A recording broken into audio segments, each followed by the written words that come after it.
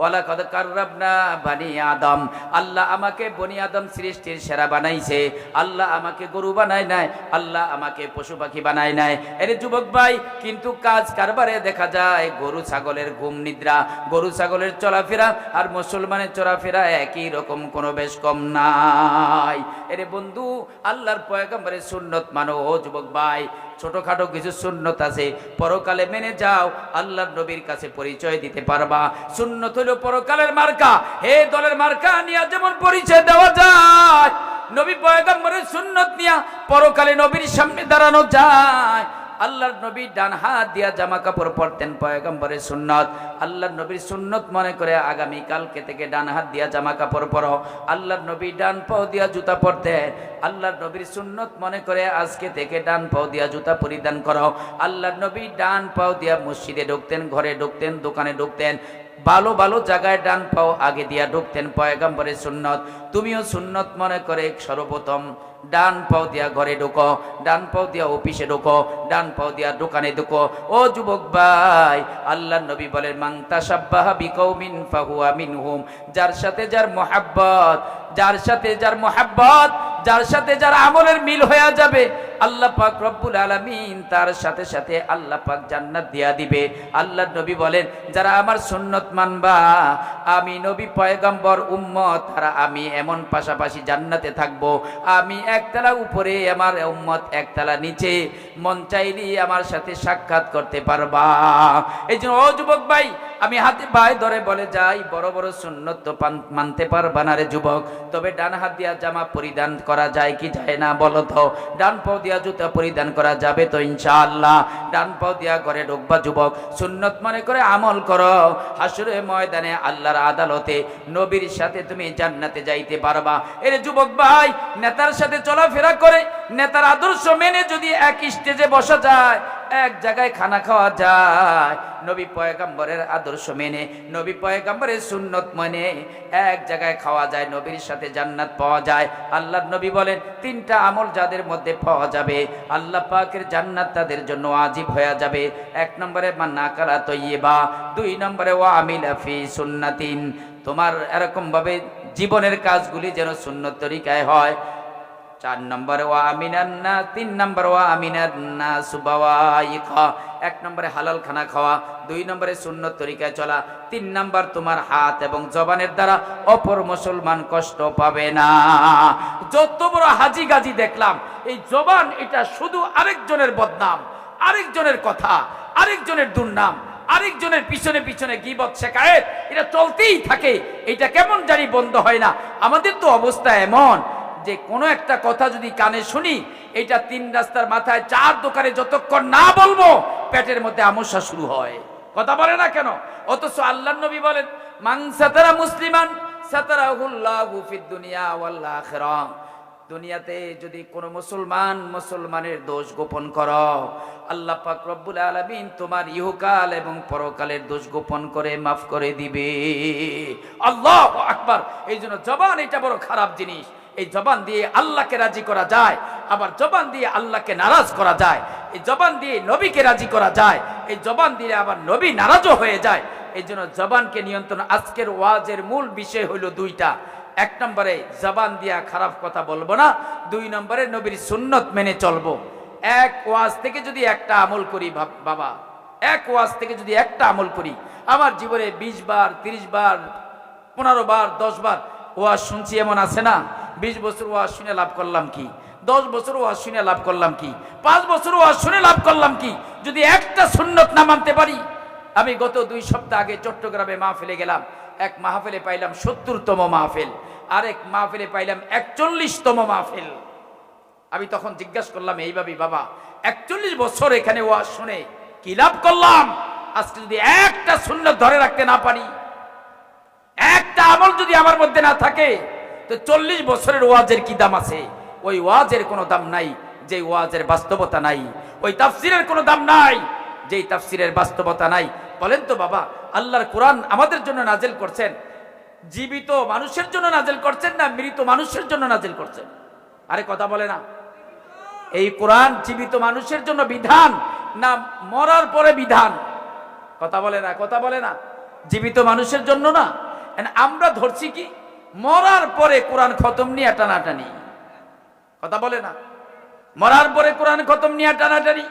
এরে যুবক ভাই, জীবদ্দশায় যদি তুমি কোরআনকে সম্মান না করো, ইজ্জত না করো, কোরআনের বিধান মতো, কোরআনের আমল মতো তুমি যদি না চলো, মরার পরে 1 কোটি খতম দিয়া তোমার কবর আযাব মাফ করতে পারবা না। জীবদ্দশায় যদি ঈমানের উপরে না চলো, এই জীবদ্দশায় যদি আমল না করো, আল্লাহকে না মানো, বড় পীর আব্দুল কাদের জিলানী দিয়েও যদি জানাজা দাও, কখনো কবর আযাব মাফ হবে না রে যুবক ভাই। জীবদ্দশায় যদি নামাজ কালাম না পড়ো, আল্লাহর বিধান যদি না মানো, তোমার জানাজায় যদি 2 কোটি লোক হয়, কবর আযাব মাফ হবে না। এর যুবক ভাই, জীবদ্দশায় যদি আল্লাহর গোলামি না করো, আল্লাহকে না মানো, খবরদার, মক্কা শরীফ থেকে কাফনের কাপড় দিয়া তোমাকে সাজাইলো, কবর আযাব মাফ হবে না।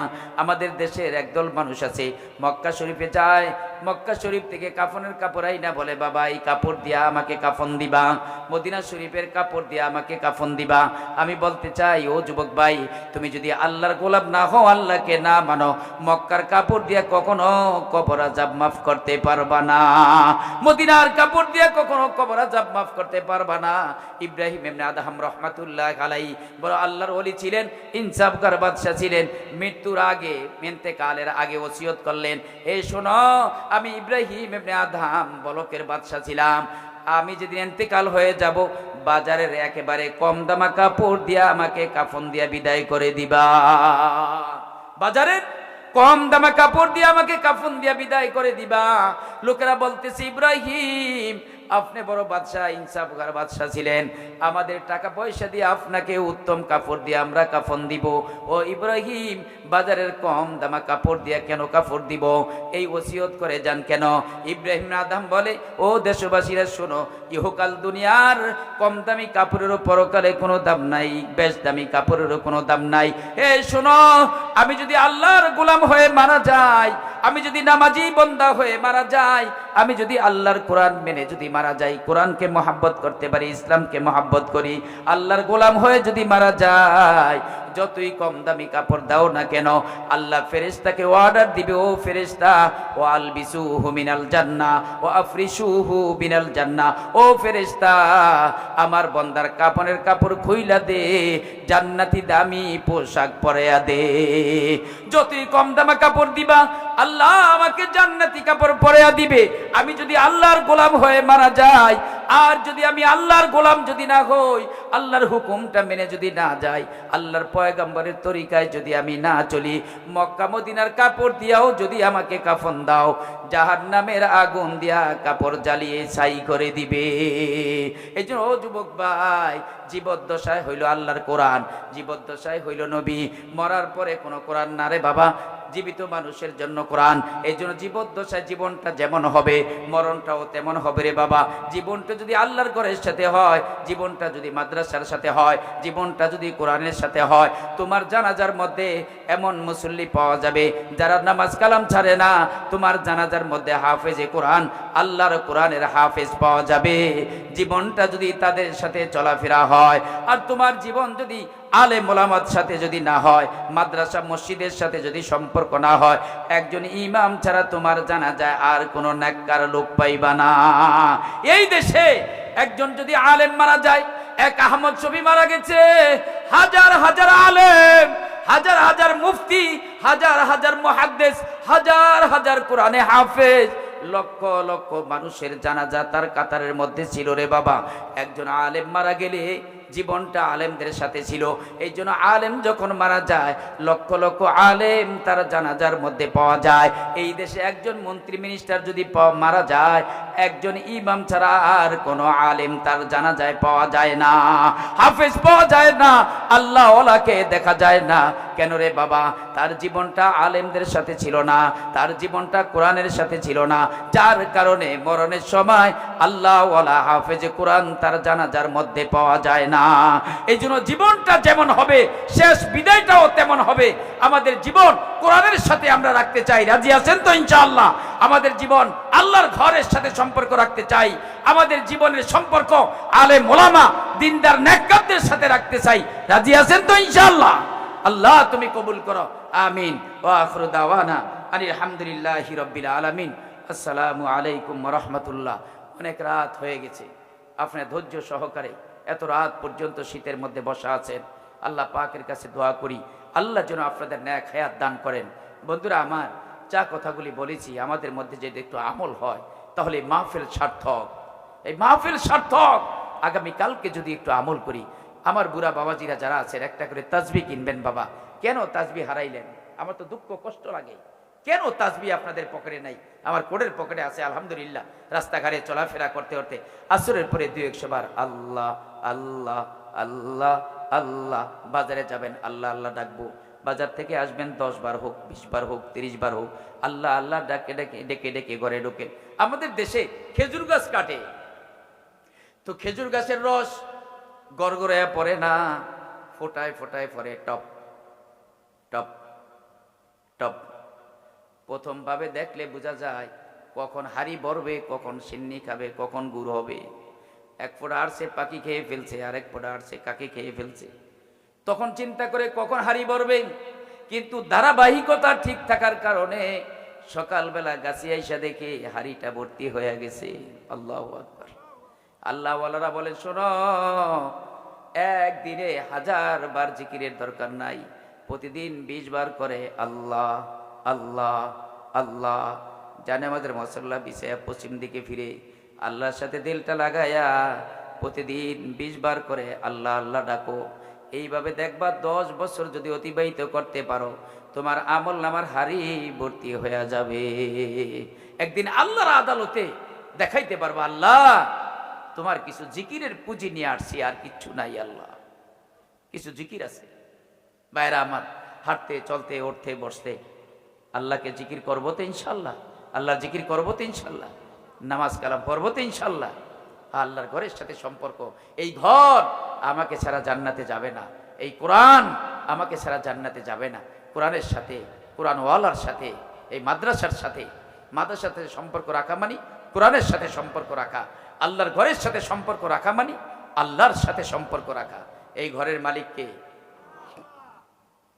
দুনিয়ার কোনো ঘরে বারবার যাতায়াত করলে মানুষ মনে করে এই ঘরওয়ালার সাথে, এই লোকটার সাথে সম্পর্ক বেশি। কথা বলেন, একটা ঘরে যদি একটা লোক বেশি বেশি যাতায়াত করে, সকালে বিকালে দুপুরে সন্ধ্যায়, তো মানুষ মনে করে এই বাড়িওয়ালার সাথে, এই লোকটার সাথে সম্পর্ক বেশি। আমাদের আল্লাহওয়ালারা বলেন, যেই বন্দা আল্লাহর ঘরে বেশি বেশি যাতায়াত করে, আল্লাহর ফেরেশতারা বলে এই মানুষের সাথে আর আল্লাহর সাথেও সম্পর্ক বেশি। সুবহানাল্লাহ। আল্লাহর সাথে সম্পর্ক করতে রাজি আছি না ইনশাআল্লাহ? আল্লাহ আপনি আমাদের হয়ে যান, আমাদেরকে আপনার বানিয়ে নেন, আমিন বলেন। আল্লাহ আমাদেরকে আমল করার তৌফিক দান করে। হুজুর কোনো কথা থাকলে বলেন।